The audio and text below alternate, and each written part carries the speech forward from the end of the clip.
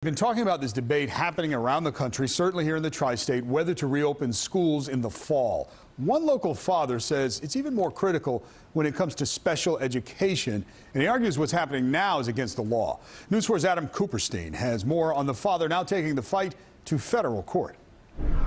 I think I won. Students are in the classroom and have been for months at this Manhattan school called iBrain. And it's a perfect example of something you can't do in a Zoom session. Patrick Donahue founded the school. His daughter Sarah Jane is a student. And now he's filed a class action lawsuit demanding all special needs students in America get in-person services immediately. I think it's reasonable for the first few weeks.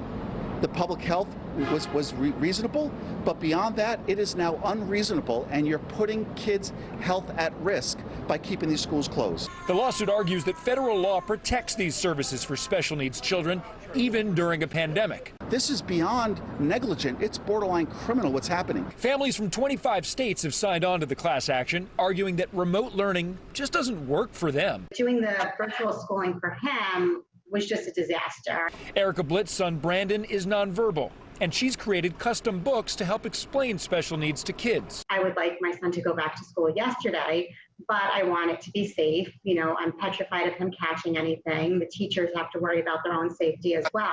Special needs students need teachers, and teachers' unions here locally and nationally have already expressed concerns about their safety returning to classrooms. No question that there are some people who are at high-risk categories, and I fully believe you need to insulate those folks. Donahue's lawsuit names Mayor de Blasio and schools chancellor Richard Carranza as defendants. The Department of Education responded with a statement that, quote, "This summer we are offering in-person related services for our students with disabilities. We are acting in the best interest of our students while following health guidance and will review the lawsuit." Public health doesn't eliminate risk, okay? But what I'm telling you is the risk to these kids across the country and the risk to the families across this country by keeping these schools closed is much greater. Donahue's lawsuit says if in-person programs don't resume, districts should then give parents a blank check to pay for independent services. On the Upper East Side, Adam Kuperstein, News 4 New York.